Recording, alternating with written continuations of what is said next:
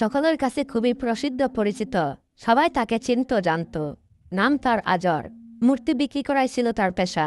সে গ্রামে ছিল একটি ঘর। ঘরটি ছিল বেশ বড়, আর সে ঘরে রাখা ছিল অনেকগুলো মূর্তি। লোকেরা সে মূর্তিগুলোর সামনে নিজেদের মাথা ঠুকত, সেজদা করত, যেমনটি করত আজর নিজেও। আজরের একটি ছেলে ছিল, আর তার নাম ছিল ইব্রাহিম। এই ইব্রাহিমই মূলত নবী ইব্রাহিম আলাইসাল্লাম। একদা হযরত ইব্রাহিম আলাইসাল্লামের পিতা আজর যুবক ইব্রাহিমকে ডেকে বললেন, বাবা ইব্রাহিম, তুমি এই মূর্তিগুলোকে বাজারে নিয়ে গিয়ে বিক্রি করে আসো। যুবক হযরত ইব্রাহিম আলাইসাল্লাম তখন অনুবাদ পাননি। তিনি কৌতূহলবশত তার পিতাকে জিজ্ঞেস করলেন, আব্বাজান, এই মূর্তিগুলোর শক্তি এবং ক্ষমতা কি? ছেলের মুখে এমন কথা শুনে পিতা আজর বললেন, এই মূর্তিগুলোর শক্তি এবং ক্ষমতা হল, এই আসমান জমিন পৃথিবীর সবকিছুই সৃষ্টি করেছেন, এমনকি আমাদেরকেও সৃষ্টি করেছেন। এই মূর্তিগুলো হলো আমাদের ক্ষুধা, তাই এই মূর্তিগুলোর উপাসনা এবং প্রার্থনা করতে হবে। এই বলে আজর সেই মূর্তিগুলোকে একটি ঝুড়িতে ভরে ইব্রাহিম আলাইসাল্লামের মাথায় তুলে দিল। অতঃপর হযরত ইব্রাহিম আলাইসাল্লাম মাথায় করে সেই মূর্তিগুলো নিয়ে বাজারের উদ্দেশ্যে রওনা দিলেন। পথের মধ্যে রাস্তায় যুবক ইব্রাহিম আলাইসাল্লামের প্রস্রাবের তলব হল। তাই হযরত ইব্রাহিম আলাইসাল্লাম মাথা থেকে ঝুড়িটি নামিয়ে রাস্তার একপাশে রেখে প্রস্রাব করতে গেলেন, এবং কিছু সময় পর ফিরে এসে তিনি দেখলেন যে মূর্তিগুলোর শরীর পানিতে ভিজা। এমন দৃশ্য দেখে হযরত ইব্রাহিম আলাইসাল্লাম মূর্তিগুলোকে জিজ্ঞেস করতে লাগলেন, কি ব্যাপার, তোমাদের শরীর পানিতে ভিজা কেন? কিন্তু মূর্তিগুলো তার কথার কোনো উত্তর দিল না। কিছুক্ষণ পর হযরত ইব্রাহিম আলাইসাল্লাম খেয়াল করে দেখলেন যে তার পাশে একটি কুকুর দাঁড়িয়ে আছে, এবং তখনও সেই কুকুরের নিচ দিয়ে টপটপ করে পানি পড়ছে। এই দৃশ্য দেখে হযরত ইব্রাহিম আলাইসাল্লামের বুঝতে আর বাকি রইল না যে এই কুকুরই প্রস্রাব করে দিয়ে এই মূর্তিগুলোর শরীর ভিজিয়ে দিয়েছে। অতঃপর হযরত ইব্রাহিম আলাইসাল্লাম এবার রাগান্বিত কণ্ঠে চিৎকার করে বলতে লাগলেন, কি ব্যাপার, তোমরা নাকি ক্ষুধা এ সুন্দর আকার জমিন সৃষ্টি করেছ, মানুষকে সৃষ্টি করেছ, তাহলে এই সামান্য কুকুরের হাত থেকে তোমরা নিজেকে রক্ষা করতে পারলে না কেন? কুকুর যখন তোমাদের শরীরে প্রস্রাব করছিল তখন তোমরা এখান থেকে দৌড় দিলে না কেন? অথবা কুকুরকে তাড়িয়ে দিলে না কেন? তোমরা কেমন ক্ষুধা, তোমরা নিজেকে নিজে রক্ষা করতে পারো না? এই বলে হযরত ইব্রাহিম আলাইসাল্লাম রাগান্বিত অবস্থায় মূর্তির ঝুড়িটা নদীতে গিয়ে ফেলে দিলেন, এবং মূর্তিগুলোকে নদীর পানিতে চুবিয়ে চুবিয়ে গোসল করিয়ে তাদেরকে সারিবদ্ধভাবে দাঁড় করালো। এরপর হযরত ইব্রাহিম আলাইসাল্লাম সেই মূর্তিগুলোকে বলতে লাগলেন, তোমরা যদি সত্যিই ক্ষুধা হয়ে থাকো তাহলে এখান থেকে বাজার পর্যন্ত তোমরা হেঁটে হেঁটে যাবে।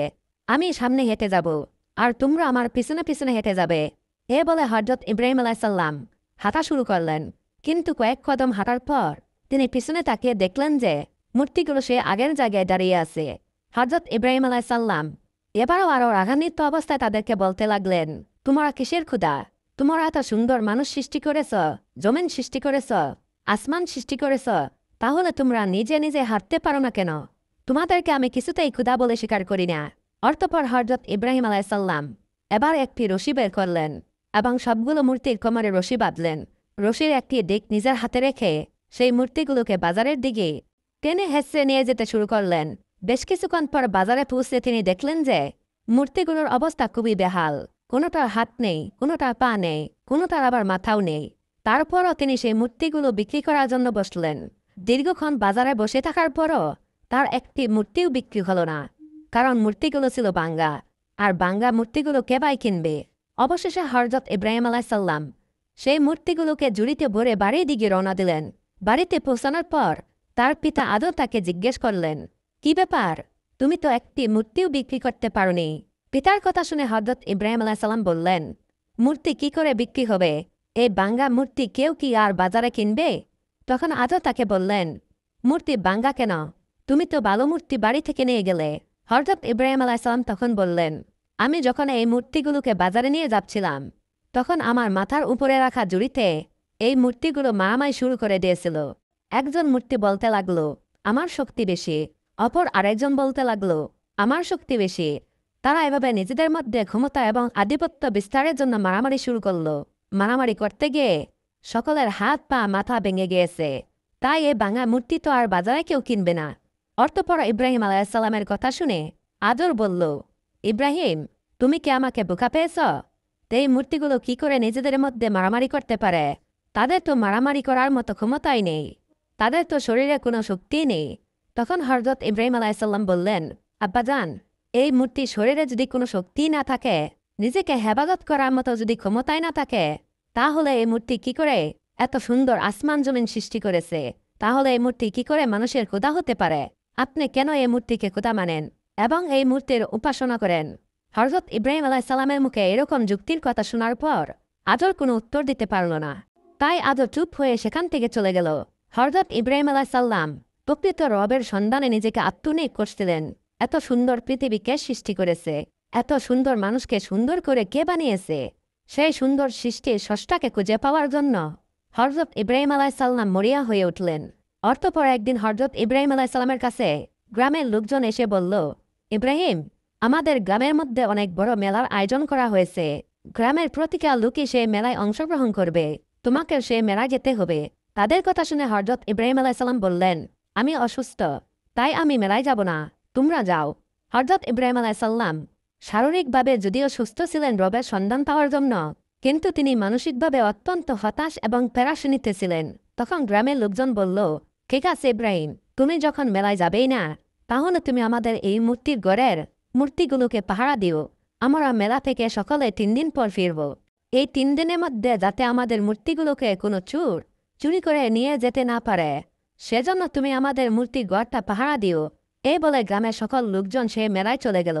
এদিকে গ্রামের সব লোকজন যখন মেলায় চলে গেল, তখন হযরত ইব্রাহিম আলাইহিসসালাম সেই মূর্তি ঘরে ঢুকলেন।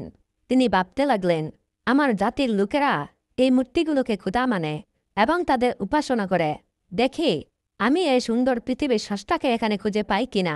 হযরত ইব্রাহিম আলাইহিসসালাম সেই মূর্তি ঘরে ঢুকে দেখলেন সেখানে শত শত মূর্তি রাখা আছে, কোনোটা ছোট, কোনোটা বড় এবং কোনোটার আকৃতি এত বিশাল যা দেখে হযরত ইব্রাহিম আলাইহিসসালাম অত্যন্ত অবাক হয়ে গেলেন। ইব্রাহিম আলাইহিসসালাম খেয়াল করলেন প্রতিটা মূর্তির সামনে ফলমূল এবং বিভিন্ন প্রকার খাবার রাখা আছে। ইব্রাহিম আলাইহিসসালাম খেয়াল করে দেখলেন প্রতিটা মূর্তি হা করে তাকিয়ে আছে। কোনোটার 10টা হাত, কোনোটার 8টা হাত, কোনোটার 12টা হাত, কোনোটা তাকিয়ে আছে বল্লম হাতে নিয়ে, কোনোটা তাকিয়ে রয়েছে বর্ষা হাতে নিয়ে। এক একটা মূর্তির আকৃতি এক এক রকম এবং সেই চিত্রগুলো খুব নিখুঁতভাবে অঙ্কন করা হয়েছে। এবার হযরত ইব্রাহিম আলাইহিসসালাম সেই মূর্তিগুলোকে উদ্দেশ্য করে বলতে লাগলেন, কি ব্যাপার? আমার জাতির লোকেরা তোমাদের ইবাদত করে, তোমাদেরকে পূজা করে, তোমাদেরকে খোদা মানে। তোমরা নাকি এই সুন্দর পৃথিবী সৃষ্টি করেছ, মানুষকে তৈরি করেছ, তাহলে তোমরা এই খাবার খাচ্ছ না কেন? তোমাদের সামনে অনেক রকমের খাবার রাখা আছে, তোমরা খাবার গ্রহণ করো। হযরত ইব্রাহিম আলাইহিসসালাম বারবার এই মূর্তিগুলোকে এভাবে বলতে লাগলেন এবং তিনি নিজের হাতে সে প্লেটগুলো মূর্তিগুলোর মুখের কাছে নিয়ে গিয়ে ধরলেন এবং বললেন, খাবার খাও। তিনি প্রতিটা মূর্তির মুখের সামনে এভাবে প্লেটগুলো নিয়ে গেলেন এবং তাদেরকে খাবার খাওয়ার জন্য বললেন, কিন্তু কোনো মূর্তি খাবার গ্রহণ করল না। তাই হযরত ইব্রাহিম আলাইহিসসালাম এবার রাগান্বিত কণ্ঠে বললেন, তোমরা কিসের খোদা? তোমরা এত সুন্দর পৃথিবী সৃষ্টি করেছ কি করে? তোমরা তো নিজেই চলতে পারো না, তোমাদের নিজেদেরকে তো মানুষ তৈরি করে, তাহলে তোমরা মানুষের খোদা হও কি করে? তোমাদের সামনে এত সুন্দর খাবার রাখা আছে, সেই খাবার হাত দিয়ে তুলে মুখে দেওয়ার মতো শক্তি তোমাদের নেই, আর তোমরা এই সুন্দর পৃথিবী সৃষ্টি করেছ? এটা আমি কিছুতেই বিশ্বাস করি না। এই বলে হযরত ইব্রাহিম আলাইহিসসালাম একটা কুঠার দিয়ে মূর্তিগুলোকে ভাঙতে লাগলেন এবং শত শত মূর্তি তিনি ভেঙে গুড়িয়ে দিলেন। সেখানে সবচেয়ে বড় যে মূর্তিটা ছিল, সে মূর্তির গাড়ে তিনি কুঠারটা রাখলেন এবং সেখান থেকে চলে গেলেন। অতঃপর 3 দিন পর গ্রামের সকল লোকজন মেলা থেকে ফিরে আসলো এবং মেলা থেকে ফিরে আসার পর তারা পূজা দেওয়ার জন্য সেই মূর্তির মণ্ডপে প্রবেশ করল। কিন্তু তারা ঢুকে হাই হাই করতে লাগলো। তারা চিৎকার দিয়ে বলতে লাগলো, সর্বনাশ, আমাদের সকল মূর্তি তো ভেঙে গুড়িয়ে চুরমার করে দেওয়া হয়েছে। তখন একজন লোক বলল, আমরা মেলায় যাওয়ার আগে ইব্রাহিমকে এখানে পাহারাদার হিসেবে রেখে গিয়েছিলাম, আর আমার মনে হয় সে হয়তো কিছু করেছে। তার কথা শুনে লোকেরা তখন বলল, হ্যাঁ, তুমি ঠিকই বলেছ। অতঃপর তারা ইব্রাহিম আলাইহিসসালামকে সেখানে ডেকে এনে বলল, ইব্রাহিম, তোমাকে না দায়িত্ব দিয়েছিলাম এই মূর্তিগুলো পাহারা দেওয়ার জন্য, তাহলে এই মূর্তিগুলো এই অবস্থা হলো কি করে? তখন ইব্রাহিম আলাইহিসসালাম চালাকি করে বলল, আমি কি জানি, ওই যে বড়টার কাঁধে কুঠার রাখা আছে তাকে জিজ্ঞেস করো, সে হয়তোবা সকল ছোট মূর্তিগুলোকে ভেঙে গুড়িয়ে দিয়েছে, কেননা তার শক্তি বেশি, সে যেন তার ক্ষমতা সে প্রয়োগ করেছে। হযরত ইব্রাহিম আলাইহিসসালামের কথা শুনে তার গ্রামের লোকজন বলল, ইব্রাহিম, তুমি কি আমাদের বোকা পেয়েছ? এই মূর্তি কি করে অন্য মূর্তিদের ভাঙতে পারে? এই মূর্তির শরীরে তো কোনো শক্তিই নেই, তাকে তো আমরা নিজেরাই তৈরি করেছি। এটা শুনে ইব্রাহিম আলাইহিসসালাম বললেন, এই মূর্তি শরীরে যদি কোনো শক্তি না থাকে, তাহলে এই মূর্তি কি করে তোমাদের খোদা হতে পারে? যে মূর্তিকে তোমরা নিজেরাই তৈরি করেছ তার উপাসনা তোমরা কেন করছ? কেন তোমরা তাকে ক্ষুধা মানছ? ওই বড় মূর্তি শরীরে যদি একটা মাছিও বসে, তাহলে সে মাছিটা তাড়িয়ে দেওয়ার মতো ক্ষমতা তার নেই। তাই সে তোমাদের ক্ষুধা কিছুতেই হতে পারে না। ইব্রাহিম আলাইসাল্লামের মুখে এমন কথা শুনে গ্রামের লোকজনের বুঝতে আর বাকি রইল না যে এই মূর্তিগুলো ইব্রাহিমে ভেঙেছে। কিন্তু ইব্রাহিম আলাইসাল্লামের এরকম যুক্তির কথা শুনে গ্রামের লোকদের মাথা নত হয়ে গেল আর চুপ হয়ে সেখান থেকে চলে গেল। অর্থপর একদিন রাতে ইব্রাহিম আলাইসাল্লাম খেয়াল করলেন আকাশে অনেক বড় বড় তারা দেখা যাচ্ছে। তখন ইব্রাহিম আলাইসাল্লাম বললেন, আকাশে এত সুন্দর বড় বড় তারা, নিশ্চয় এ তারাগুলোই আমার রব হবে। একটু পর তিনি খেয়াল করলেন তারার পাশে একটি বিশাল আকৃতির চাঁদ। তখন তিনি ভাবলেন, তারার চেয়ে ওই চাঁদ বড়, তাই নিশ্চয় এ চাঁদ আমার রব হবে না। অর্থপর পরের দিন শুভে সাদেকের সময় সে তারা এবং চাঁদ সব ডুবে গেল। তখন ইব্রাহিম আলাইসাল্লাম বলতে লাগলো, যেটা ডুবে যায়, শেষ হয়ে যায়, সেটা কখনো আমার রব হতে পারে না। একটু পরে সূর্য উদিত হলো। তখন ইব্রাহিম আলাইসাল্লাম বলল, নিশ্চয় এই সূর্য আমার রব হবে। ওই তারা এবং ওই চাঁদের চেয়ে এই সূর্য অনেক বড়। দিন শেষে যখন সে সূর্য ডুবে গেল, তখন ইব্রাহিম আলাইসাল্লাম বলল, না, এই সূর্য আমার রব না। যেটা ডুবে যায় এবং শেষ হয়ে যায়, সেটা কখনো আমার রব হতে পারে না। এভাবে হযরত ইব্রাহিম আলাইসাল্লাম সৃষ্টির স্রষ্টাকে খুঁজে পাওয়ার জন্য হতাশ এবং পেরাশিনের মধ্যে দিন পার করতে লাগলেন। অবশেষে হযরত ইব্রাহিম আলাইসাল্লামের যখন উপযুক্ত বয়স হল, তখন আল্লাহ রাব্বুল আলামিন তাকে নবী বলে ঘোষণা দিলেন। ফেরেশতা জিবরাইল আলাইসাল্লামের মারফত তাকে জানিয়ে দিলেন, হে ইব্রাহিম, তুমি আল্লাহ তাআলার নবী এবং পয়গম্বর। তুমি যে সত্য দিনের সত্য ধর্ম সন্ধান করছ, আল্লাহ রাব্বুল আলামিন সেই সত্য দিনের সন্ধান তোমাকে দিয়েছেন। আর সেই মহান আল্লাহ রাব্বুল আলামিন এই পৃথিবীর স্রষ্টা। এত সুন্দর পৃথিবী এবং মানুষকে সৃষ্টি করেছেন সেই আল্লাহ রাব্বুল আলামিন। অতএব আল্লাহ রাব্বুল আলামিনের এই দিনকে প্রচারের দায়িত্ব তোমার। আল্লাহ রাব্বুল আলামিন তোমাকে নবী বলে ঘোষণা করেছেন। তো প্রিয় দর্শক, এই ছিল আমাদের আজকের ভিডিও। কেমন লাগলো কমেন্ট করে অবশ্যই জানাবেন। আজ তাহলে এ পর্যন্তই। আল্লাহ হাফেজ।